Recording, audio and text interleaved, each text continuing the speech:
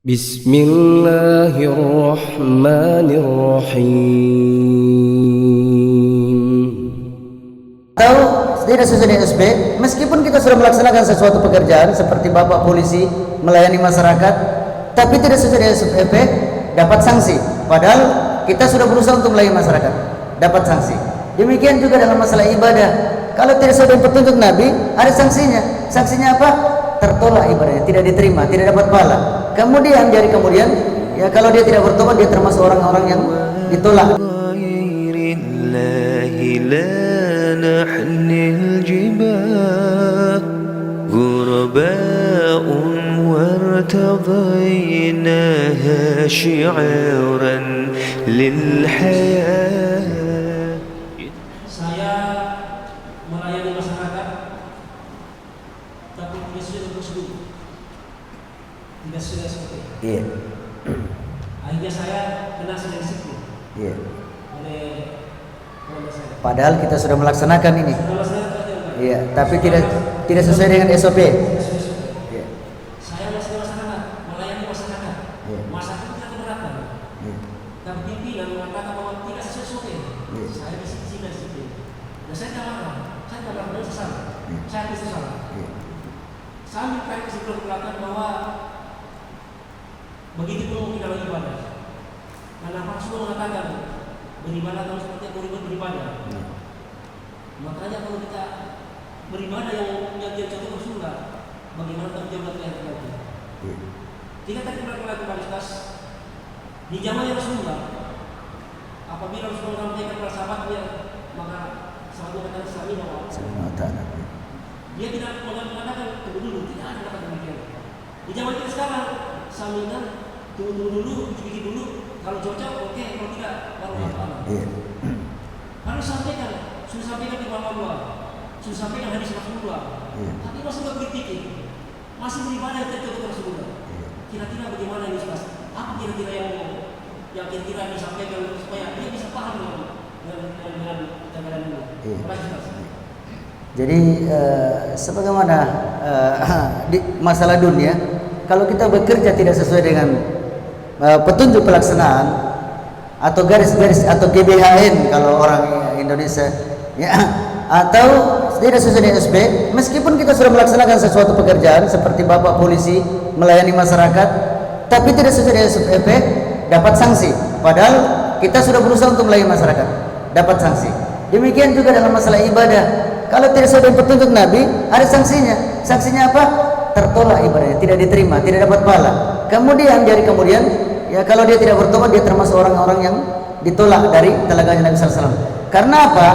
Dia mendudukan dirinya sebagai seorang pembuat syariat, padahal hak prerogatif pembuat syariat adalah Allah SWT. Maka ketika kita berbuat sesuatu tidak sesuai dengan SOP, berarti kita sama saja mendudukan diri kita sebagai pembuat syariat. Sama juga bapak tadi melaksanakan sesuatu tidak sesuai dengan petunjuk dari atasan, berarti dianggap bahwasanya kita ini melakukan sesuatu seperti atasan juga, maka dapat hukumannya. Demikian juga dalam masalah ibadah. Jadi hukumannya demikian. Oleh karenanya beda iman kita dengan iman para sahabat. Kalau para sahabat disampaikan kami dengar dan kami taat. Kalau kita ya memang demikian. Jadi imannya semakin jauh daripada kerasulan, ya, masa kerasulan memang iman semakin menurun. Termasuk kita di zaman sekarang, kita dengar tapi kita tunggu-tunggu dulu. Kalau kira-kira sesuai baru kita laksanakan, tidak sesuai baru tidak laksanakan. Padahal sesuatu yang disyariatkan oleh Allah SWT pasti ada masalahnya, pasti ada manfaatnya bagi kita. Karena Allah yang menciptakan kita, Allah memerintahkan kepada kita, kemudian Allah tahu bahwasanya kalau kita melaksanakannya ada masalah bagi kita. Ini demikian. Padahal yang lain.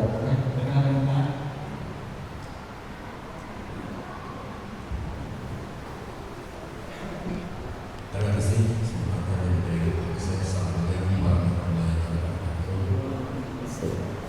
Singkat saja, ini mungkin pertanyaan saya kepada Mas sudah membaca. Yang pertama mungkin adalah dasar imam itu mungkin biasa dia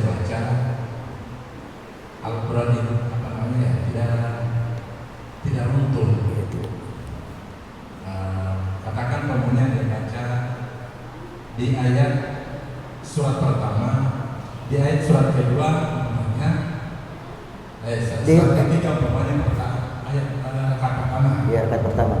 Terus di ayat surat kedua di ayat terakhir. Ya. Bagaimana kira-kira yang diinginkan ini? Misalkan begini, dalam surat ya, di rakaat pertama dia baca qul huwallahu ahad. Di rakaat kedua baru dia baca qul ya ayyuhal kafirun. Ya, berarti sebenarnya urutannya mestinya qul ya ayyuhal kafirun baru ke bawah, atau Al-Baqarah baru Ali Imran begitu. Ya, bukan Ali Imran dulu baru Al-Baqarah. Jadi itu yang mungkin ditanyakan. Ya, betul Pak. Tapi masih ada. Itu mungkin pertanyaan saya pertama. Iya. Pertanyaan yang saya kedua itu mungkin artinya tentang masalah hari ini mungkin lagi viral itu Pak, kata ketua MUI itu saya, ketua ulama Indonesia kalau pahamnya itu lagi viral, dia katakan bahwa dalam Al-Quran itu tidak ada yang mengatakan bahwa Tuhan itu ada. Dalam Al-Quran tidak ada yang mengatakan bahwa Tuhan itu ada. Saya juga belum terlalu meneliti, tapi bagaimana kaitannya dengan surat Al-Ilah sebenarnya? Kira-kira bagaimana pendapat Ustaz? Terima kasih. Ya. Yang pertama bahwasanya orang yang membaca orang yang membaca Al-Quran tidak tertib, tidak rutun dari ayat yang awal atau kemudian dari awal yang terakhir dia baca ayat yang rakaat pertama, kemudian rakaat kedua dia membaca ayat yang pertama. Ini bagaimana hukumnya? Hukum salatnya tetap sah. Nah, hukum salatnya tetap sah. Kemudian karena bacaan setelah Al-Fatihah itulah cuma sunnah saja, sunnah hukumnya. Bacaan setelah Al-Fatihah sunnah hukumnya. Jadi yang menjadi rukun adalah bacaan Al-Fatihahnya. Ya. Kemudian kata Allah SWT, "Faqra'u ma tayassara minhu." Bacalah apa yang mudah bagimu. Jadi tidak ada masalah Pak. Kalau terbalik-balik tidak ada masalah. Yang penting dia membaca Al-Fatihah sudah cukup. Dia menambah dengan surat apa saja yang mudah baginya, yang dihafal. Ketika itu mungkin dihafal ayat yang di belakang. Kemudian nanti di ayat kedua dihafal ayat yang di depan. Maka tidak mengapa. Tidak mengapa. Hanya untuk supaya kita tidak membuat bertanya-tanya kepada makmun, maka sebaiknya kita berurut bagi seorang imam supaya tidak membuat pertanyaan kepada makmun, bertanya-bertanya nanti memudahkan fitnah. Sebaiknya kita imam membaca Al-Quran secara runtut begitu. Ya, maksudnya begitu. Tetapi tidak membatalkan atau tidak mengurangi kesempurnaan dari salatnya tersebut. Hanya untuk supaya makmum kita tidak bertanya-tanya. Kemudian yang kedua, ada memang seorang tokoh di negeri kita, dia mengungkapkan satu pernyataan yang memang membuat kontroversi di kalangan ulama-ulama yang lain, bahwasanya tidak ada dalam Al-Quran mengatakan bahwasanya itu Allah itu wujud, Allah itu ada. Memang secara harfiah tidak ada yang mengatakan demikian, tetapi secara ma'nawiyah banyak sekali yang mengatakan bahwasanya Allah itu ada. Ya, yang menciptakan, dialah Allah yang menciptakan.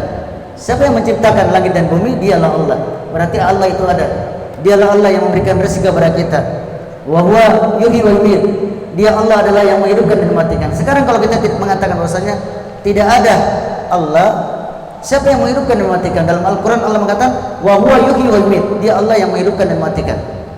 Ya, jadi ya memang secara nas atau harfiahnya tidak ada yang mengatakan Allahu wujud. Allah itu wujud, ada. Tetapi secara makna, secara penafsiran, secara pemahaman, orang pasti akan, biar anak kecil akan memahami bahwasanya Allah itu adalah ada.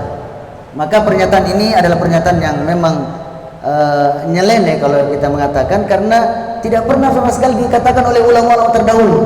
Tidak juga para sahabat, tidak juga para tabi'in, tidak juga Imam Malik, Imam Syafi'i, Imam Abu Hanifah, tidak pernah dikatakan pernyataan demikian ini. Karena pernyataan demikian ini adalah pernyataan yang membuat saja sesuatu ya yang membuat kekacauan. Oleh karenanya ya pernyataan-pernyataan demikian ini tidak perlu ditanggapi. Kita cuma mengatakan bahwasanya mungkin dia salah dalam membuat pernyataan demikian. Wallahu a'lam bishawab. Baik, satu pertanyaan terakhir.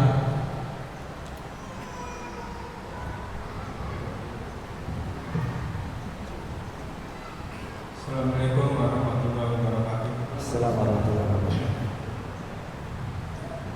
Pak Ustaz, saya mau bertanya, apa hubungannya yang tadi dikatakan bahwa beribadah harus berdasarkan SOP yang ditentukan oleh Allah dan Rasulullah?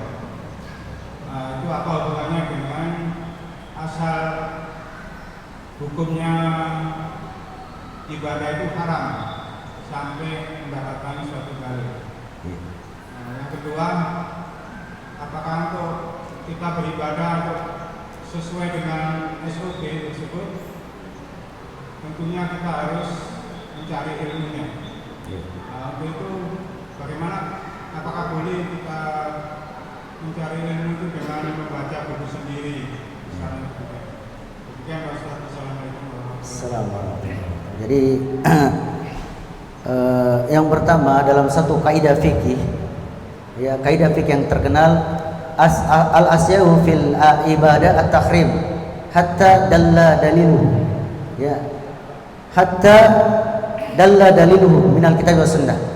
Asal dari ibadah itu tidak boleh kecuali ada dalilnya dari Quran dan Sunnah. Sebaliknya dalam kaidah fikih mengatakan al aslu fil asyai atau fil adati al ibahah hatta harrama hatta dalla ya harramahu. Ya. Asal daripada adat atau sesuatu itu adalah boleh sampai datang dalil pelarangannya. Misalkan semua ya yang ada di muka bumi ini, makanan yang bisa dimakan dan minuman yang bisa diminum asalnya adalah halal sampai ada dalil yang mengharamkannya. Semua jual beli adalah asalnya halal sampai ada dalil yang mengharamkannya. Berbeda dengan ibadah. Semua ibadah tidak boleh kecuali ada dalilnya dari Quran dan Sunnah. Jadi ini terbalik. Oleh karenanya dalam ibadah tidak boleh kita salat kecuali ada Quran dan Sunnah. Saya contohkan seperti kita salat dua di waktu sore hari. Kira-kira diterima? Tidak diterima.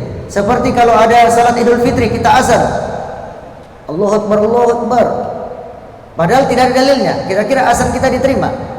Sama juga kalau salat jenazah, ya kita panggil orang salat jenazah, Allahu Akbar, kita azan, padahal azan itu memanggil orang salat. Tapi untuk salat Idul Fitri, untuk salat jenazah tidak ada dalilnya. Maka kalau kita melaksanakannya, ya ibadah ini, azan itu ibadah, tidak boleh kita melakukannya kecuali ada dalilnya. Berarti haram kita melakukan azan untuk memanggil salat berjamaah, salat jenazah atau salat Idul Fitri kecuali ada dalilnya. Oleh karenanya ketika tidak dalilnya, para sahabat, Imam Syafi'i, Imam Malik, Imam Abu Hanifah tidak pernah dalam kitab-kitab fikihnya mengatakan bahwasanya kalau salat Idul Fitri azan dan iqamat, karena tidak ada anjurannya. Padahal ini azan adalah ibadah, tidak ada anjurannya, tidak ada dalilnya, maka mereka dilaksanakannya. Jadi itulah mananya. Oleh karenanya tentunya namanya juga pelajaran umum saja, kita harus belajar dengan guru. Seperti kalau kita bahasa Inggris, mempelajari bahasa Inggris, kita belajar bukan cuma membaca, tapi dengan guru bahasa Inggris. Begitu juga kalau kita belajar fisika, matematika, kita tidak bisa tahu kalau cuma membaca, kecuali harus dengan guru. Begitu juga kalau kita belajar agama, di samping kita membaca, juga kita bertanya kepada guru agama yang bisa membimbing kita cara memahami bacaan agama yang kita baca ini. Jadi tentunya harus dengan guru. Begitulah namanya dalam istilah ahli ilmu at-talaqi. Artinya berguru sama gurunya, berguru sama ahlinya. Ya, demikianlah talim kita kali ini, insyaallah mudah-mudahan bisa memberikan manfaat kepada kita semuanya, khususnya yang kita bahas tadi, supaya kita tidak termasuk orang yang menyesal dari kemudian. Ya, subhanakallahumma bihamdika asyhadu an la ilaha illa anta astaghfiruka wa atubu ilaik. Assalamualaikum warahmatullahi wabarakatuh. فبأي آلاء ربكما تكذبان